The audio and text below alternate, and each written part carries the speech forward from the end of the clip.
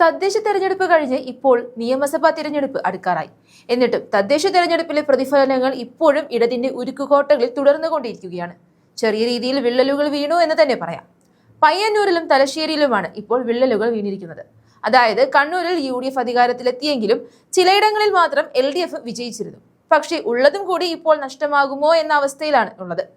തദ്ദേശ തെരഞ്ഞെടുപ്പിലെ ഫലം വന്ന് ഇത്രയും നാളായിട്ടും മണ്ഡലങ്ങളിലെ കൗൺസിലർമാർ ഇതുവരെ സത്യപ്രതിജ്ഞ നടത്തിയിട്ടില്ല. ശരിക്കും പറഞ്ഞാൽ തെരഞ്ഞെടുക്കപ്പെട്ട തീയതി മുതൽ 30 ദിവസത്തിനകം സത്യപ്രതിജ്ഞ ചെയ്യണം എന്നാണ് ചട്ടം. എന്നാൽ തലശ്ശേരിയിലും പയ്യന്നൂരിലും അത് നടന്നിട്ടില്ല എന്ന് നഗരസഭാ സെക്രട്ടറിമാർ തെരഞ്ഞെടുപ്പ് കമ്മീഷനെ അറിയിച്ചു. അതുകൊണ്ട് തന്നെ ഇടതിന് വീണ്ടും ഒരു തിരിച്ചടി തന്നെയാകും ഇത്. പയ്യന്നൂർ മുനിസിപ്പാലിറ്റിയിലെ 46-ാം വാർഡായ മൊട്ടമ്മലിൽ നിന്നും വിജയിച്ച LDF സ്ഥാനാർത്ഥി VK നിഷാദാണ് ഇതുവരെ സത്യപ്രതിജ്ഞ ചെയ്യാതിരിക്കുന്നത്.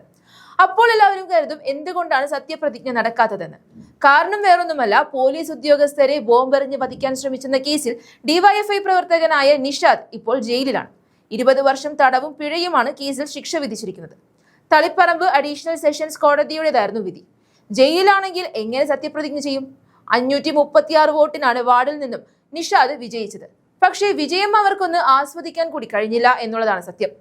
നാമനിർദ്ദേശ പത്രിക സമർപ്പിച്ചതിന് ശേഷമായിരുന്നു വിധി വന്നത്. അതുകൊണ്ട് തന്നെ മത്സരിക്കുന്നതിന് അയോഗ്യതയുണ്ടായിരുന്നില്ല. പത്രിക പിൻവലിക്കാനുള്ള അവസാന ദിനത്തിലാണ് കേസിൽ നിഷാദിനെ കുറ്റക്കാരനായി കണ്ടെത്തിയത്. അതുകൊണ്ട് ജയിലിൽ കിടന്നുകൊണ്ടാണ് നിഷാദ് മത്സരിച്ചത്. അതുകൊണ്ടെന്താ, കിട്ടിയ വള്ളി നഷ്ടപ്പെടുകയാണ് ഇവിടെ സംഭവിച്ചിരിക്കുന്നത്. അധികൃതർക്കിടയിൽ അടക്കം ആശയക്കുഴപ്പമുള്ളതിനാൽ സത്യപ്രതിജ്ഞയെക്കുറിച്ച് ആലോചിച്ചിരുന്നില്ല. കേസിൽ 10 വർഷം തടവ് അനുഭവിച്ചാൽ മതിയെങ്കിലും ചട്ടലംഘനം നടന്നിരിക്കുന്നതിനാൽ സ്വമേധയാ ഒഴിഞ്ഞതായി കമ്മീഷൻ പ്രഖ്യാപിച്ചേക്കും. എന്നാൽ LDFന് മാത്രമാണോ ഈ പണി കിട്ടിയതെന്ന് ചോദിച്ചാൽ അല്ല. BJPക്കും ഇത്തരത്തിലൊരു തിരിച്ചടി കിട്ടിയിട്ടുണ്ട്. തലശ്ശേരി മുനിസിപ്പാലിറ്റിയിലെ 37-ാം വാർഡായ കൊമ്മൽ വയലിൽ നിന്നും വിജയിച്ച BJP സ്ഥാനാർത്ഥി U പ്രശാന്തിനും ഇതേ പണി തന്നെയാണ് കിട്ടിയിരിക്കുന്നത്.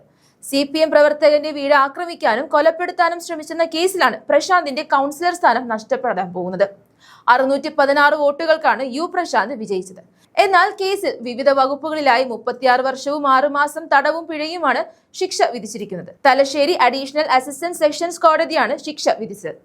സത്യം പറഞ്ഞാൽ ഇത്തരം ക്രിമിനലുകളെ എന്തടിസ്ഥാനത്തിലാണ് ജനപ്രതിനിധിയായി പാർട്ടി മുന്നിൽ നിർത്തിയത്? ജനങ്ങളുടെ സുരക്ഷയാണോ അതോ പാർട്ടിയുടെ സ്വാർത്ഥ താല്പര്യങ്ങൾക്ക് വേണ്ടിയാണോ ഇവരെയൊക്കെ മത്സരത്തിനായി ഇറക്കിയതെന്ന് സംശയിക്കേണ്ടിയിരിക്കുന്നു. ജനങ്ങളെ വഞ്ചിക്കാൻ നോക്കിയതിന്റെ മറുപടി തന്നെയാണ് ഇപ്പോൾ സംഭവിച്ചുകൊണ്ടിരിക്കുന്നത്. ഏതായാലും ഇവരുടെ കൗൺസിലർ സ്ഥാനം നഷ്ടമാകുമെന്ന് ഉറപ്പായി. ഉടൻ തന്നെ ഇവിടെ ഉപതെരഞ്ഞെടുപ്പ് നടക്കുകയും ചെയ്യും. അതുകൊണ്ട് തന്നെ അവിടെ കോൺഗ്രസ് അനുകൂല അന്തരീക്ഷമായിരിക്കും ഉണ്ടാവുകയെന്ന് നിസ്സംശയം പറയാൻ കഴിയും.